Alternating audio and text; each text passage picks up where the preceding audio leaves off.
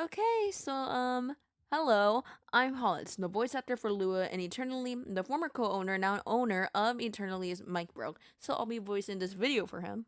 Okay, so you clicked on this video for a reason. Asymmetrical horror. It's everywhere, some good, some bad, and some have absolutely no controversy whatsoever. But me and a talented group of developers are working to bring you a unique survival experience with new characters. We'll also include new mechanics in this game, like clashing, more on that later, and item shop, and a lot more. Please keep in mind this game is not out and is still in its early development. Internally is an asymmetrical survival game that I like to consider less inspired by Forsaken and more of a retake of it. Inspired by Ball's Necrosis's original take on the game, Damnation, it has its Dead by Daylight inspiration and inspo from other games, but it's always going to be its own original thing. We want to be a new take on the genre, so we won't include characters like 1x, 1x, 1x, 1, New, John Doe, Noli, Cool Kid, Elliot, 007, and 7, and basically every other character that's in every game. But first, let's actually talk about the characters. First up, we got. Yeah, Piggy's the starter character in the game. They got a couple of skins and their playstyle is pretty simple. They place traps and they are pretty slow, but when they get close up, they could do some real good damage. They also have a neat passive infection whenever they kill a victim. That's what we call survivors. The survivor will be replaced with an NPC infected zombie. The zombie has 10 health and they are fast, but they do stop victims from standing still and on their toes. Overseer is the only killer on release that costs currency. Their player style lets you keep eyes. Pun intended? No? Nobody? He lets you keep eyes on all victims at once. They're a medieval knight that went to war with the Red Cliff Army, who sadly lost. His soul was lured in by Eternatus. We'll talk about him in the lore part of this video to join the trials after his death. He's a pretty good powerhouse of a killer, and I'm pretty sure y'all will enjoy him. He also has a dozer skin concept for my Grace fans out there. Don't like Grace? We're working on a Terraria skin too. Okay, time to talk about the victims, aka the survivors. Lula is the starter victim in the game. She is a support character and the youngest victim in the trials. Lula is Roblox studio incarnated, making him the son of Milderman. And that basically makes him a demigod in lore. Neat, huh? Also, a little fun fact. Their name comes from the coding language Roblox Studio uses, Lua. I'm very happy for myself for coming up with that. Pretty clever. Anyways, they have 3 moves, which we will reveal here. Their passive is Spawn Shield, and for the first 10 seconds of a round, they are invincible. Her second is a local script. Lua has the option to choose one script, a speed script, a damage resist script, and a heal script. These only work on teammates and not themselves. Besides, the speed script that might change, and the last is an anchor. Lua holds both the killer and themselves in place for 5 seconds, mostly to help their victims, and they also have a bit of voice lines. Experience?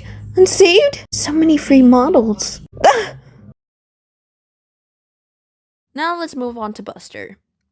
Buster is a super cool and rad, too cool for like a school skater boy. He's a survivalist and has a rush down like playstyle. He swoops in, counters the killer for cool points and or to save another victim, then swoops out with their skateboard. He was brought to the trials because of his incredible mobility skills. He's also pretty cocky, so prepare for the fan art of that. Nev is the only current OC that will be in the game on release. Yeah, we did a whole event where we accepted OCs into the game cast. More will be in the game in the future, but we accepted some unique designs that could work as well. But back to Nev. He is owned by Ruin on Discord, and he is the most aggressive stunner in the game. Or at least that's how he's meant to be played. We won't reveal all his abilities here, but here's his render. He has a move where he throws a baseball, and when he picks it up across the map, he gets a speed boost. Well, I'm glad you asked. The game is still in early development, and if you want to help out and make development super fast, you can join Discord and apply to be on the dev team. To apply, go on applications channel, state the role you want, and reply with all your socials: YouTube, Twitter, TikTok, etc. The roles we need are concept artists, scripters, map modelers, character modelers, music makers, voice actors, balancing managers, and game moderators. You could also always join to simply be updated on sneak peels and solo themes. We are in heavy need of scripters as we only have 4, including me, which will have development be a bit slow since we all have school. We really do hope you apply, but let's talk about the lore now. Alright, we talked about all the characters, but now, time for the lore. For the sake of your attention span, I'm going to speedrun this.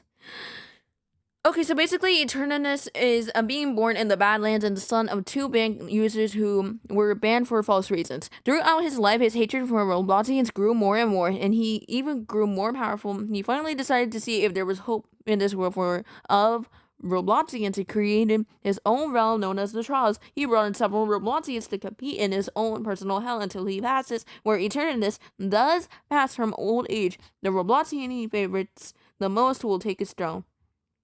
The Robloxian holding the throne will take over the trials and choose to end them or continue them. God, I need to go drink some water now. Anyways, we have several mechanics included in the game to make it a new and more fun experience. The first is clashing. Imagine this: a victim just uses stun ability and a killer just used an M1 at the same time. They will clash. It's sort of fun, just like the charge and outcomes memories, except no one takes damage. Here's a clip. Struggle is pathetic.